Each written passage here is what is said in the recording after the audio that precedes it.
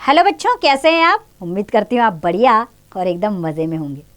आइए बच्चों, शिष्टाचार पर एक लेख पढ़ते हैं। आज का मौसम बड़ा ही सुहावना है। सुहावना यानी कि मन को भाने वाला।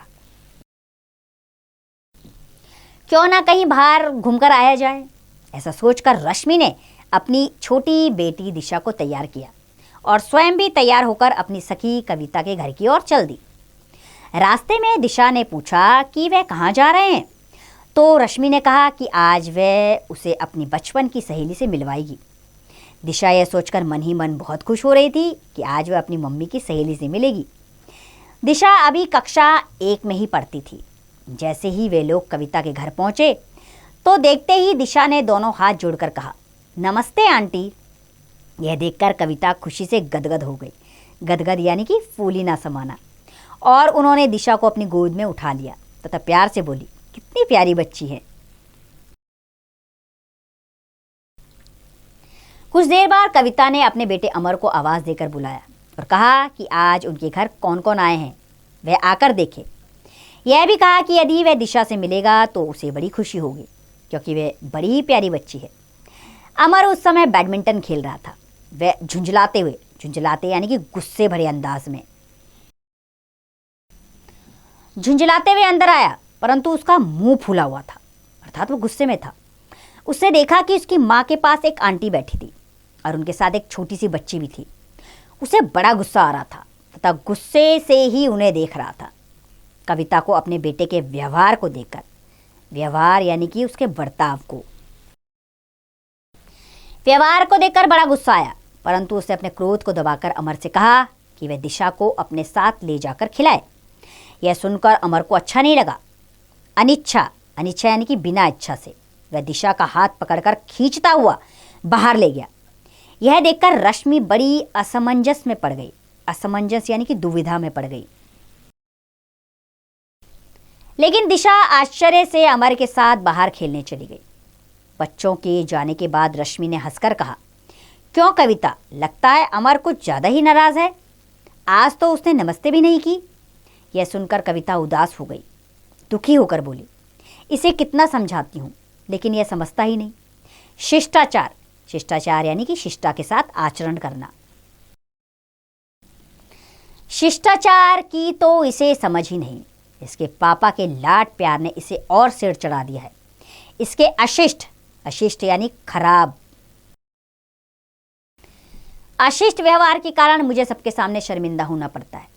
रश्मि ने कविता से कहा, यह केवल अमर की ही बात नहीं है, बल्कि ज्यादातर माता पिता अपने बच्चों के अशिष्ट व्यवहार को लेकर चिंतित रहते हैं। घर आए मेहमान यानी कि अतिथि, घर आए मेहमान के आने पर उन्हें नमस्ते कहना, उन्हें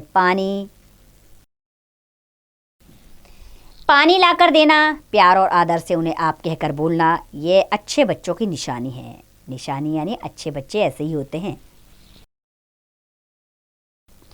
बच्चों के लिए यही शिष्टाचार है, जिसके कारण वे सभी को प्यारे लगते हैं। इसी तरह यदि वे कुछ खा रहे हैं तो बिना मांगे दूसरे बच्चों को भी देना चाहिए, जिससे आपस में प्यार बढ़ता है। शिष्टाचार के नियम केवल घर में ही लागू किए जाएं ऐसा भी नहीं।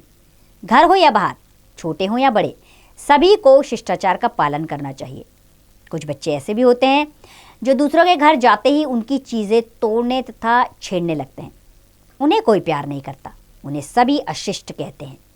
इसी तरह दूसरों के घर जाकर जोर जोर से चिल्लाना और शैतानी करना अच्छी आदत नहीं होती है। जब बड़े आपस में बात कर रहे हों तब बीच बीच में टोककर तथा चिल्लाकर अपनी अशिष्टता का परिचय देते हैं।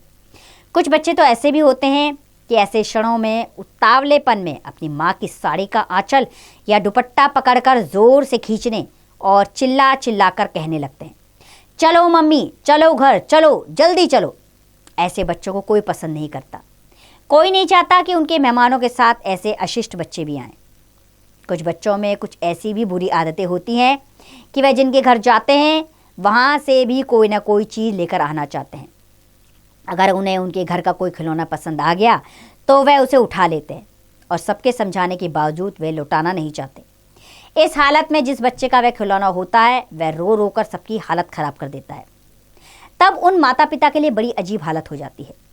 अब घर आए मेहमान के बच्चे से वह खिलौना कैसे वापस ले। उस बच्चे के माता पिता को ज़बरदस्ती बच्चे के हाथ से खिलौना छीन कर लौटाना पड़ता है।